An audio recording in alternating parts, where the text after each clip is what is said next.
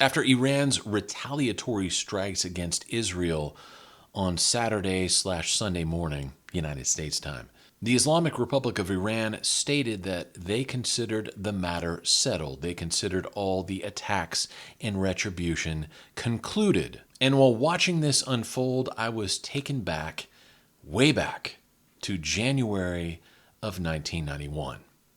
For those youngsters out there, in January of 1991, the United States and its coalition forces were beginning aerial bombardments of Iraq. And in response to this, Iraqi President Saddam Hussein decided to launch over 40 Scud missiles into Israel. It was Mr. Hussein's hope that after damaging property and infrastructure and killing the Israeli citizens, that the government of Israel would decide to launch a retaliatory attack against Iraq, thus expanding the conflict into a regional war and destroying the American coalition of Muslim nations in the region that had coalesced against Iraq. Well, then President George H.W. Bush began applying significant pressure to the state of Israel. And he told the Israeli government, look, we know you've been attacked. Do not respond. Do not respond, because if you do respond and you attack Iraq, you're going to broaden this conflict into a regional war. And that is something that does not work for us. It's not what we want. Well, his pressure and persuasion techniques worked.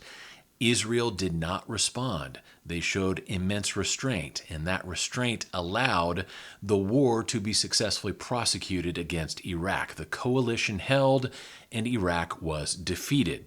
Well, here we are at a similar crossroads in history. Yes, Israel was attacked by drones and missiles, the vast majority of which were intercepted by Israeli, American, British, and French forces. And while Netanyahu's government certainly wants to respond and keep this cycle of violence going, to do so would be a tremendous mistake, because such a response would risk igniting a regional conflict and perhaps even starting off World War III.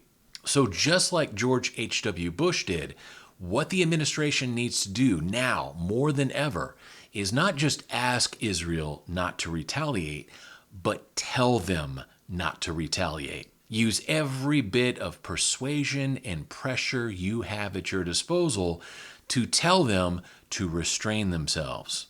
So if I'm the American administration, I go back to Empire 101, how to run an empire. Lesson 1, keep your vassal states in line. Don't just ask Israel not to respond.